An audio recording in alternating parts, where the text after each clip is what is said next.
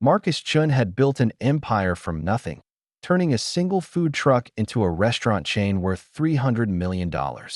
His offices sat atop the 42nd floor of downtown Seattle's most expensive building, or floor to ceiling. Windows offered a view that most people could only dream of seeing. But for all his success, Marcus had forgotten what it felt like to look up at someone with wonder. He commanded boardrooms, signed million-dollar deals, and owned properties across 3 states. Yet something was missing from his carefully constructed world. That something walked into his life on a rainy Thursday afternoon, wearing oversized sneakers and carrying a backpack that seemed too heavy for his small shoulders. Before we jump back in, tell us where you're tuning in from. And if this story touches you, make sure you're subscribed, because tomorrow, I've saved something extra special for you. The boy couldn't have been older than 7, with dark hair that stuck up in all directions despite what looked like recent attempts to smooth it down. He stood in the marble lobby of Chen Industries, looking impossibly small among the towering pillars and expensive artwork that decorated the space. The security guard, Rodriguez, noticed him first. The kid wasn't supposed to be there. The building had strict access protocols, key cards, visitor registrations, the works. Yet somehow this child had slipped past every barrier like he belonged there. Rodriguez approached with the practiced caution of someone who'd worked corporate security for 15 years. He'd seen everything from angry protesters to desperate job seekers, but never a kid who looked like he was waiting for someone who might never come. The boy's clothes were clean but clearly secondhand, his jeans rolled up at the cuffs and his t-shirt featuring a superhero that had been popular 3 years ago. There was something in his posture, a quiet determination that reminded Rodriguez of his own son at that age. "Hey there, buddy," Rodriguez said, crouching down to meet the boy at eye level. "Are you lost? Do you know where your parents are?" The child looked up with eyes that seemed older than they should be, the kind of eyes that had seen more than most adults could handle. He shook his head slowly, then reached into his backpack and pulled out a crumpled piece of paper that had been folded and unfolded so many times the creases had worn thin. "I need to see Mr. Chun," the boy said with a seriousness that caught Rodriguez off guard. "It's very important." His voice was steady, but there was an undertone of something desperate, something that made Rodriguez's chest tighten. The security guard glanced at the paper in the boy's hands, noticing what appeared to be a newspaper clipping with Marcus Chun's photograph circled in red crayon. Rodriguez had worked for Chen Industries long enough to know that Marcus Chun didn't take unscheduled meetings. His calendar was booked weeks in advance, every minute accounted for, every interaction planned and purposeful. The idea of a 7-year-old boy demanding an audience with the CEO was both absurd and somehow heartbreaking.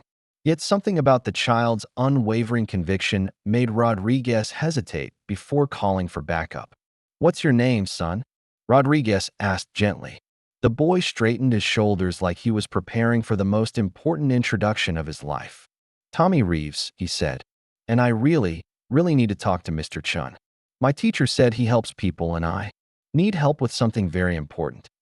The way he said it, with such earnest belief in the power of adults to fix the unfixable, reminded Rodriguez why he'd gotten into security work in the first place.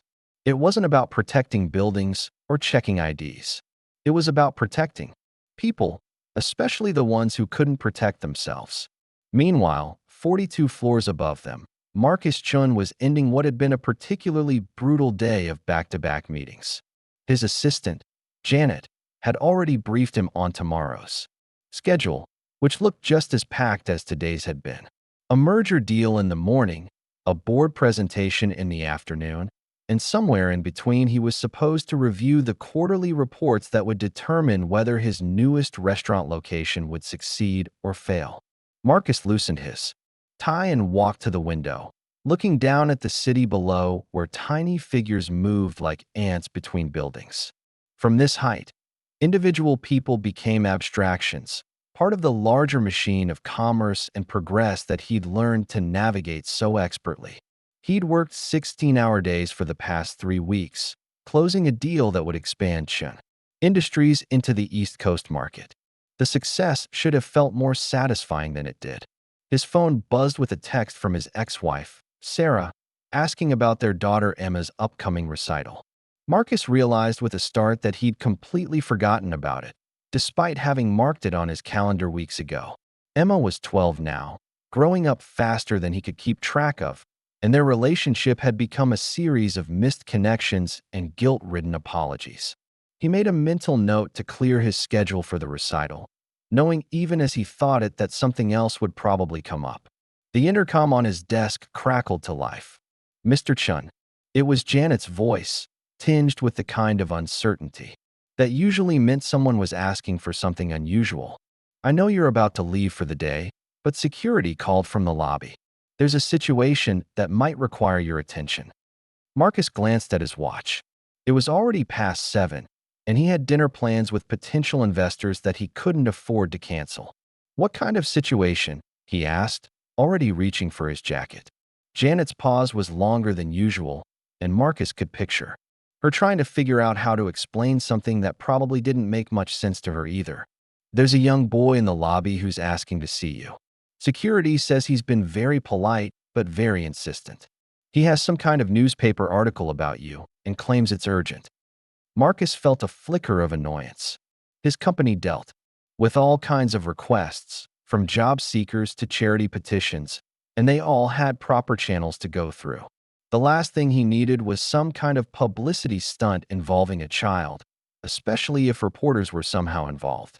"Tell security to contact child services if he's alone, or his parents if they're around. I can't meet with random people, especially children." But even as he said it, something nagged at him. Maybe it was the memory of his own daughter, or maybe it was the unusual nature of Janet's call, but Marcus found himself hesitating. He'd built his reputation on being decisive, on making quick judgments, and sticking to them. Yet something about this situation felt different, like there was more to it than he was seeing from his tower in the sky. Janet's voice came through the intercom again. "Sir, security says the boy seems to know specific details about your charity work. He mentioned the literacy program you started last year and the scholarship fund. Rodriguez thinks this might be legitimate, not a prank or publicity stunt." Marcus felt his irritation shift into something closer to curiosity. The literacy program wasn't widely publicized, and the scholarship fund was something he'd specifically kept low-key to avoid the kind of attention that turned genuine charity into marketing opportunities. Down in the lobby, Tommy was explaining his situation to Rodriguez with the kind of patience that suggested he'd had to explain complex things to adults before. "My mom is in the hospital," he said, holding up the newspaper clipping like it contained all the answers he needed. "She's been there for 3 weeks, and the doctors say she needs an operation, but it costs too much money. The lady at the desk gave me this paper and said Mr. Chen sometimes helps families who need money for important things." Rodriguez looked at the clipping more closely. It was from the business section of the Seattle Times, an article about Marcus Chen's charitable contributions to local. Preparing and narrating this story took us a lot of time, so if you are enjoying it, subscribe to our channel. It means a lot to us. Now, back to the story. Hospitals and community programs. Someone had highlighted the parts about emergency medical assistance and underlined Chen's quote about believing that everyone deserved access to healthcare regardless of their ability to pay. The edges of the paper were worn smooth from handling, like someone had carried it around for weeks. "Where's your dad, Tommy?" Rodriguez asked gently. The boy's expression clouded over, and he looked down at his sneakers. "I don't have one," he said quietly. "It's just me and Mom, and she can't work right now because she's too sick. The neighbor lady, Mrs. Patterson, she's been taking care of me, but she says there's only so much she can do. She's the one who told me about Mr. Chen after she saw the article." Rodriguez felt his professional detachment beginning to crumble. He'd seen plenty of people try to manipulate their way into the building with sob stories, but there was something different about Tommy. The kid wasn't performing or trying to impress anyone. He was just stating facts with the matter of fact. Acceptance of someone who'd learned early that life wasn't always fair, but that didn't mean you stopped trying to fix things. The security guard made a decision that would have surprised his supervisors. Instead of following protocol and escorting Tommy out of the building, he picked up his radio and called his supervisor. "I think Mr. Chen should hear about this," he said, ignoring the raised eyebrows from the other guards. "This kid isn't going anywhere until he gets his answer, and something tells me this is the kind of thing the boss would want to know about." Marcus was halfway to the elevator when his phone rang. It was Rodriguez, someone he'd never spoken to directly despite the man having worked building security for over a decade. "Mr. Chen, I'm sorry to bother you, but I think you should come down to the lobby. I've got a little boy here who's asking for your help. And sir, I think this might be the real deal." Something in Rodriguez's tone made Marcus pause. The security guard wasn't someone given to drama or exaggeration. If he was calling personally instead of going through the usual channels, it meant he believed this was important. Marcus looked at his reflection in the elevator doors, seeing a man in an expensive suit who'd forgotten what it felt like to be genuinely surprised by another person's problems. "I'll be right down," he said, canceling his dinner plans with a quick text to his assistant. He rode the elevator down 42 floors, each passing number making him more curious about what kind of child could convince a veteran security guard to break protocol. When the doors opened onto the marble lobby, Marcus saw Rodriguez standing next to a small figure who seemed almost lost in the grandeur of the space. Tommy looked up when Marcus approached, and for a moment neither of them spoke. The boy had been expecting someone impressive, someone who looked like the kind of person who could solve impossible problems. Marcus had been expecting someone less real, less obviously in need of exactly the kind of help that his charity work was supposed to provide. They stood there taking measure of each other, a millionaire CEO and a 7-year-old boy, both realizing that this conversation was going to be more important than either of them had anticipated. "You're Mr. Chen," Tommy said, and it wasn't a question. He held out the newspaper clipping like an offering, his small hands steady despite everything that had brought him to this moment. "I read about you." "Well, Mrs. Patterson read it to me. Because some of the words are hard, but I understood the important parts.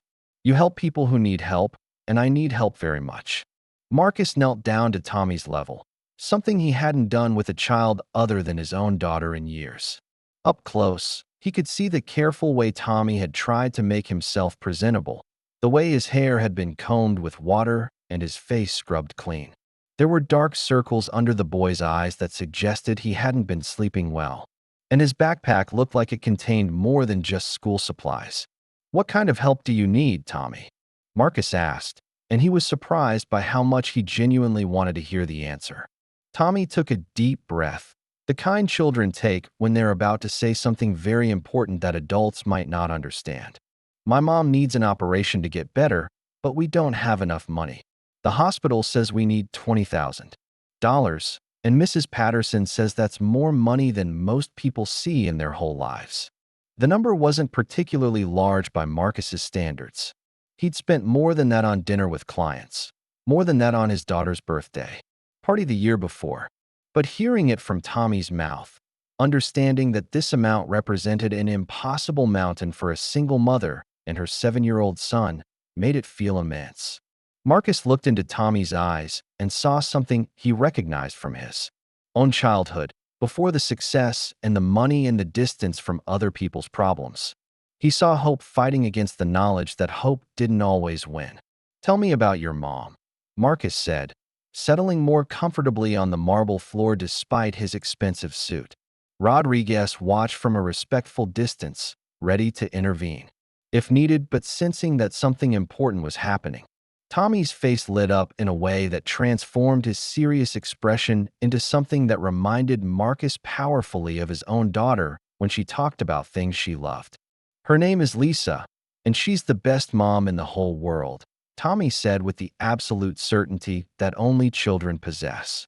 "She works at the diner on 5th Street, you know, the one with the blue sign? She makes the best pancakes and always remembers what all the customers like to eat. But she got sick and couldn't work anymore, and now the doctors say there's something wrong inside that needs to be fixed." Tommy reached into his backpack and pulled out a small photograph, creased and worn from handling. It showed a young woman with Tommy's same dark hair and serious eyes, wearing a waitress uniform and smiling at the camera. She had her arm around Tommy, who couldn't have been more than 5 when the picture was taken, and both of them looked happy in the uncomplicated way that people do when they don't know what problems are waiting for them. She always told me that if I ever needed help with something too big for us to handle alone, I should find someone who knows how to help and ask them nicely, Tommy continued. Mrs. Patterson showed me the article about you, and it says you think everyone should be able to get help when they're sick, even if they don't have a lot of money. So I came to ask you nicely. Marcus felt something shift inside his chest, a tightening that had nothing to do with the late hour or the stress of his workday.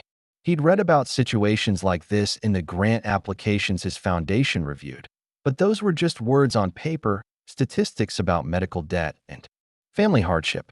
Sitting on the floor of his own building, looking at a photograph of a woman who was probably younger than his own ex-wife, Marcus realized how abstract other people's suffering had become in his world of quarterly reports and board meetings. Tommy, he said carefully, this is a very big problem you're asking me to help with. Before I can do anything, I need to understand more about your situation. Do you have the paperwork from the hospital? Something that explains what kind of operation your mom needs? Tommy nodded eagerly and began digging through his backpack with the kind of organization that suggested he'd prepared for this conversation very carefully. He pulled out a manila folder that had seen better days, held together with tape, and filled with documents that Tommy had obviously tried to keep in perfect order. Medical bills, insurance forms, doctor's notes, all neatly arranged by someone who understood that adults needed to see official papers before they would take a child's problems seriously. Marcus opened the folder and began reading, his businessman's mind, automatically cataloging the information while another part of him marveled at the thoroughness of Tommy's preparation.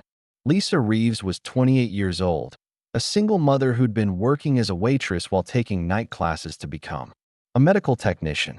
The medical records showed that she'd been diagnosed with a condition that required immediate surgery, something that would be covered by insurance if she had insurance, but wasn't something that emergency rooms were required to provide for free. The estimated cost was exactly what Tommy had said, $20,000 for the operation, plus additional costs for recovery and follow-up care. Tommy, how did you get all these papers? Marcus asked, impressed despite himself by the completeness of the documentation. Tommy straightened up with obvious pride. Mrs. Patterson helped me, but I asked for them myself. I went to the hospital and told them I needed copies of everything about my mom so I could find someone to help us. The lady at the desk was nice and made copies of everything for free. Marcus continued reading, finding character references from Lisa's employer, letters from teachers at Tommy's school confirming the family's situation, and even a note from the neighbor, Mrs. Patterson, vouching for both Lisa's character and the legitimacy of their need. It was more thorough than most of the grant applications his foundation received from established organizations. This is very impressive work, Tommy, Marcus said, and he meant it. You've done everything exactly right. But I have to ask you something, and I want you to answer me honestly. Why did you come to me specifically? There are lots of people who might be able to help, lots of organizations that work with families in situations like yours. Tommy looked down at his hands, and for the first time since Marcus had arrived, he seemed less confident about his mission. Mrs. Patterson said those places have waiting lists and lots of paperwork, and sometimes they don't have enough money to help everyone who asks. She said rich people like you were the only ones who could just decide to help someone right away. But also, he trailed off, looking uncertain about whether to continue. Also what? Marcus prompted gently. Tommy took another deep breath and looked directly into Marcus's eyes with an intensity that was startling from someone so young. Also, I read that you have a little girl, and I thought maybe you would understand what it's like when your family needs help and you don't know how to fix it by yourself. The words hit Marcus like a physical blow.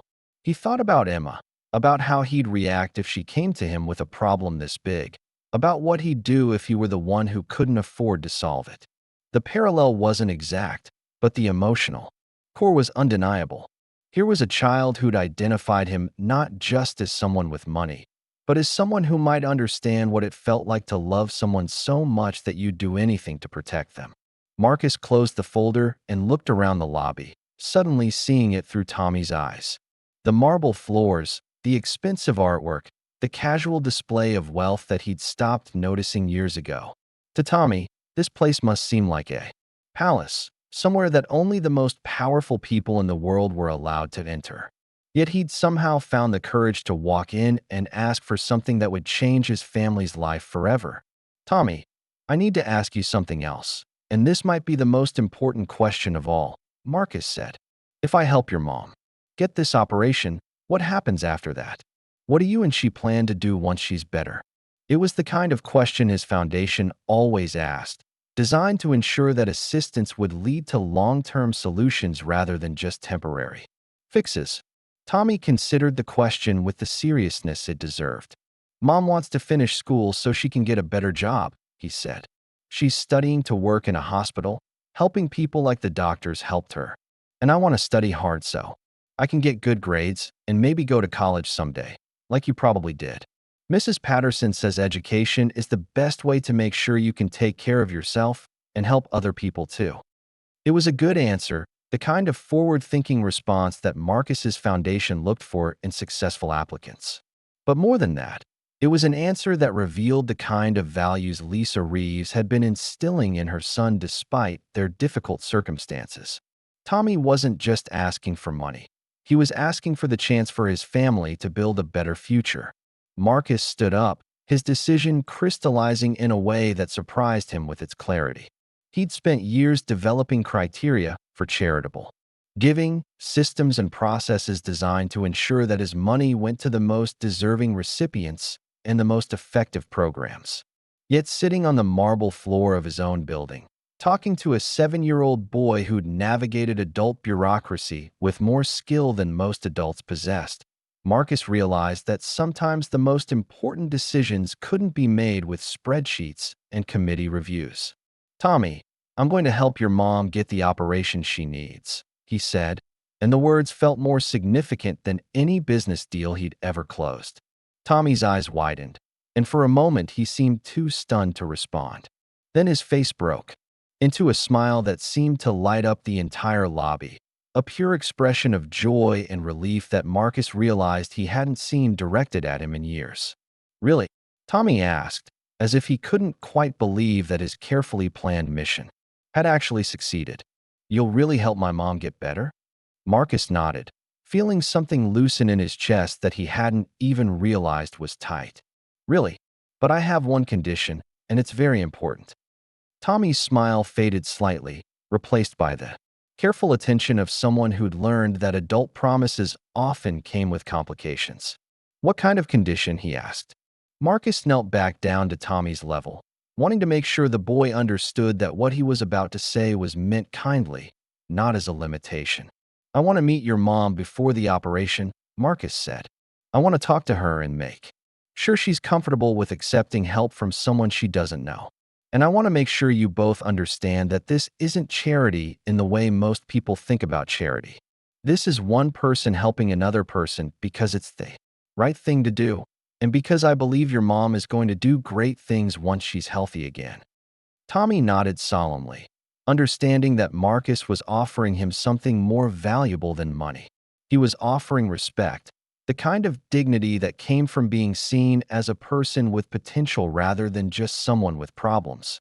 My mom always says that the best kind of help is the kind that helps people help themselves, Tommy said. I think she'll like you. Rodriguez, who had been watching this entire exchange with growing amazement, stepped forward. Mr. Chen, if you'd like, I can arrange for transportation to the hospital, he offered. My shift ends in an hour, and I'd be happy to drive you and Tommy there myself. Marcus looked at the security guard with new appreciation, realizing that Tommy's determination had affected Rodriguez just as much as it had affected him. That would be perfect, Rodriguez.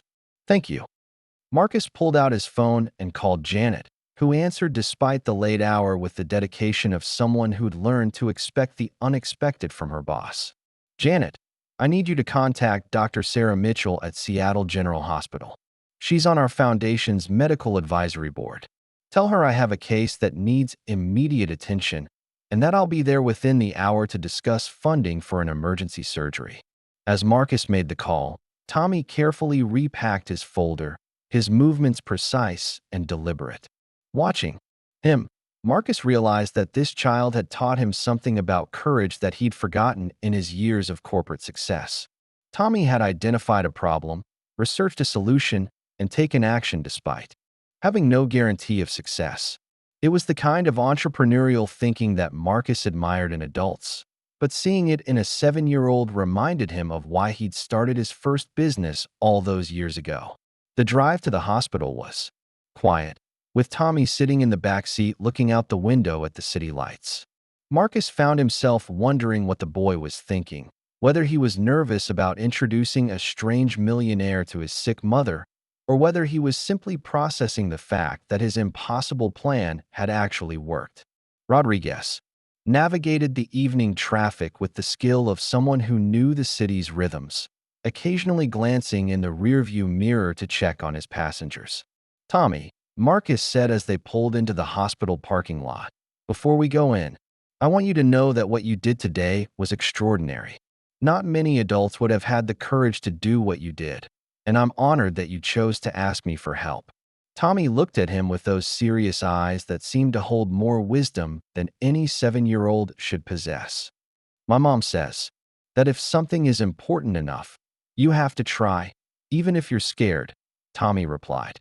She's the most important thing in my whole world, so I had to try everything I could think of. Marcus felt that tightening in his chest again, recognizing a love so pure and determined that it had moved mountains, or at least convinced a millionaire so, to change his evening plans. They walked through the hospital corridors together, an unlikely trio that drew curious looks from staff and visitors. Marcus realized he hadn't been inside a hospital since Emma was born 12 years ago, and the familiar smells and sounds brought back memories of waiting rooms and worried conversations with doctors. But this time was different. This time he wasn't the one waiting for news about someone he loved. Lisa Reeves was in room 314, a shared space that she occupied with quiet dignity despite the obvious limitations of public health care. When they entered, Marcus saw immediately where Tommy had gotten his serious eyes and determined expression. Lisa was awake, reading a book that looked like it was related to her medical technician studies, and she looked up with the kind of alert attention that suggested she'd been expecting her son's return. Tommy, sweetheart, you're back earlier than I expected, she said, then noticed the two men flanking her son and sat up straighter. Is everything all right? Her voice carried the kind of protective concern that Marcus recognized from his own interactions with Emma, the automatic worry that came with loving someone more than yourself. Mom, this is Mr. Chen, Tommy said, his voice carrying a mixture of pride and nervousness. He's the man from the newspaper, the one who helps people. And Mom, he said yes. He said he'll help you get the operation. Lisa's eyes widened, moving from her son to Marcus with an expression that mixed hope with the kind of caution that came from experience with disappointment. Marcus stepped forward, extending his hand in greeting. Mrs. Reeves, I'm Marcus Chen. Your son is remarkable, and after hearing about your situation, I'd like to help. But before we discuss anything else, I want you to know that Tommy handled himself with more professionalism and preparation than most adults I meet in business. You should be very proud of him. Lisa shook his hand, her grip firm despite her obvious illness. I am proud of him, she said, looking at Tommy with an expression that made Marcus think of his own mother, gone now for over a decade. But Mr. Chen, I have to ask why you're willing to help us. We're strangers to you, and what Tommy is asking for is a lot of money. It was a fair question, the kind of direct inquiry that Marcus respected in business negotiations. He pulled up a chair beside Lisa's bed, settling in for the kind of conversation he realized he'd been avoiding in his charitable work for years. Mrs. Reeves, I've been successful in business, and part of that success has come from recognizing potential. When I see it, your son identified a problem, researched a solution, and took action. Those are the qualities I look for in business partners, and they're the same qualities that tell me you've raised someone special. Lisa smiled, and Marcus could see where Tommy had inherited his ability to light up a room with genuine joy. He is special, she agreed. But Mr. Chen, if you're willing to help us, I need you to understand that this isn't charity for us. This is an investment in our future, and we intend to pay it back once I'm working again. I don't know how long it will take, but I promise you that we will find a way to repay your kindness. Marcus felt something shift in his understanding of what generosity actually meant. He'd been thinking about this as charity, a gift from someone who had more than enough to someone who didn't have nearly enough. But Lisa was framing it differently, as a loan between equals, an investment in human potential that would generate returns measured in lives improved rather than dollars earned. Mrs. Reeves, I appreciate that offer, but I have a different proposal, Marcus said. I don't want you to pay me back in money. Instead, I want you to pay it forward.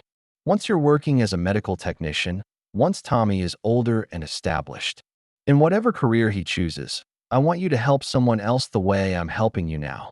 Find a family that needs a chance and give them the same opportunity I'm giving you. Lisa was quiet for a long moment, considering the implications of what Marcus was proposing. It wasn't just a financial transaction. It was an invitation to join a cycle of generosity that extended beyond immediate need into long-term community building.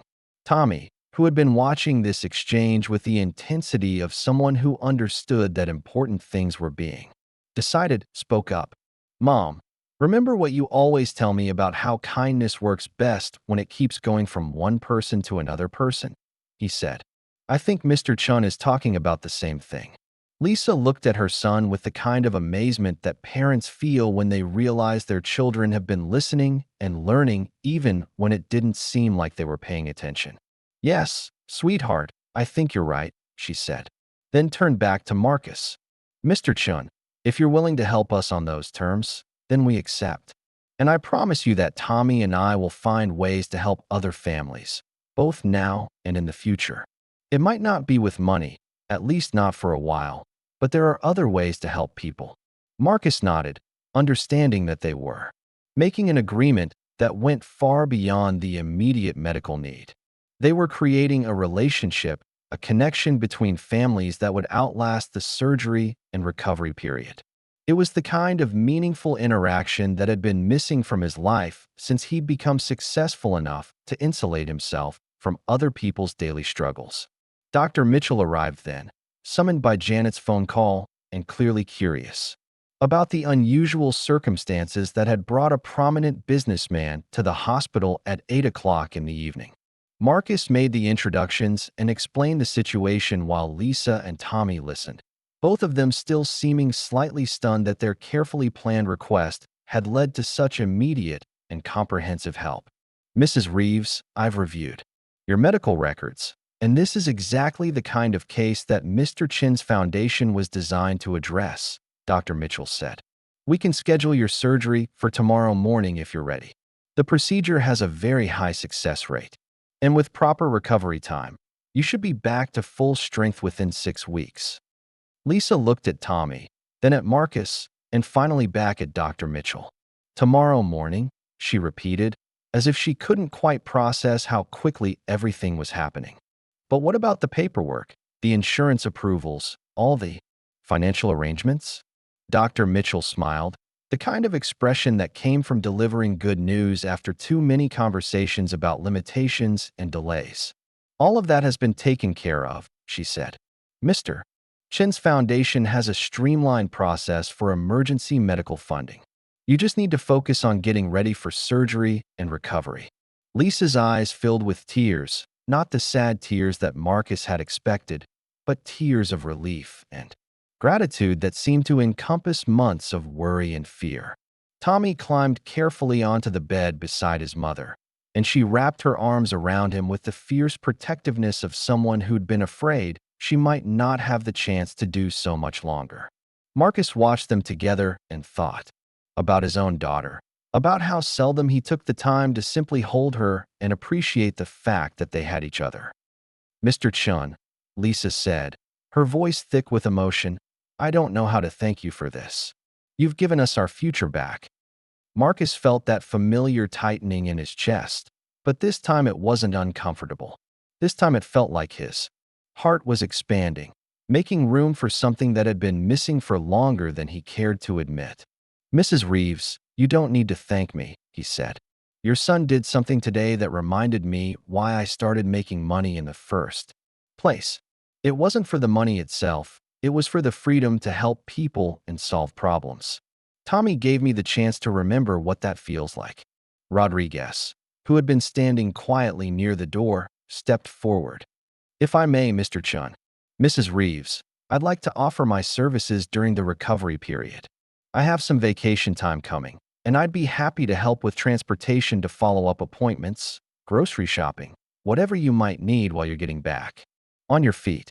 Marcus looked at the security guard with renewed respect, realizing that Tommy's courage had inspired generosity in everyone who'd encountered it. "Rodriguez, that's incredibly generous of you," he said. "In fact, let me make this easier for everyone. Mrs. Reeves, I'm going to arrange for temporary assistance during your recovery period. Transportation, meals, childcare if Tommy needs it, whatever would help you focus on getting better." Lisa started to protest, but Marcus held up a hand gently. "This isn't additional charity," he said. "This is just practical support to make sure our investment in your future pays off properly. You can't recover effectively if you're worried about logistics, and Tommy can't focus on school if he's trying to take care of you. We're just removing obstacles so you can concentrate on what's most important."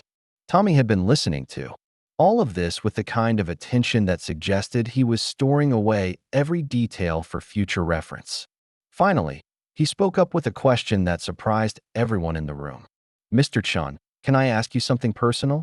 Marcus nodded, curious about what a 7-year-old would consider personal in this context.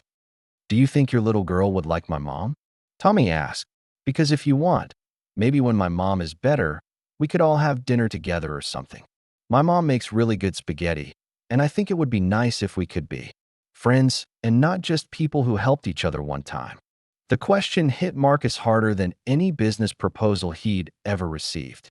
Here was a child who had just received life-changing help, and instead of simply being grateful and going away, he was thinking about how to build a relationship, how to turn a single interaction into an ongoing connection.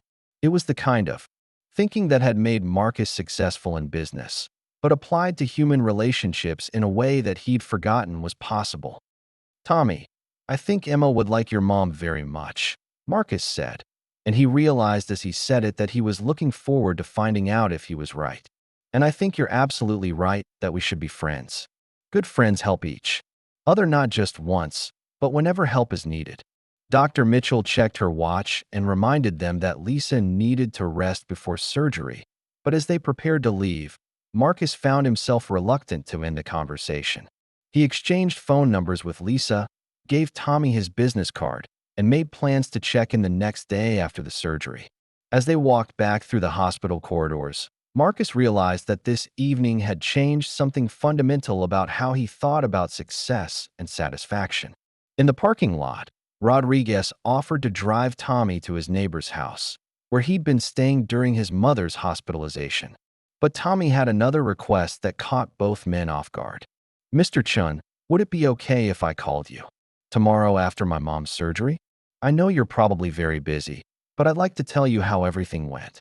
Marcus looked down at this remarkable child who had managed to change the trajectory of an evening, a week, and possibly much more with nothing but determination and carefully prepared paperwork.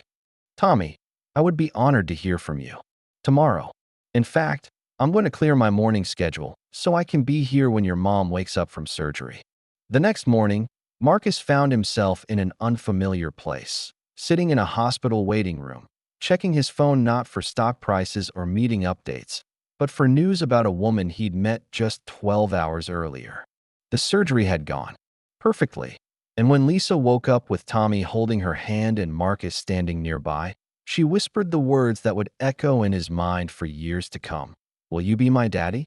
Tommy had asked, not of Marcus, but of the universe itself, finally feeling safe enough to voice the deepest wish of his 7-year-old heart. Up next, you've got two more standout stories right on your screen. If this one hit the mark, you won't want to pass these up. Just click and check them out.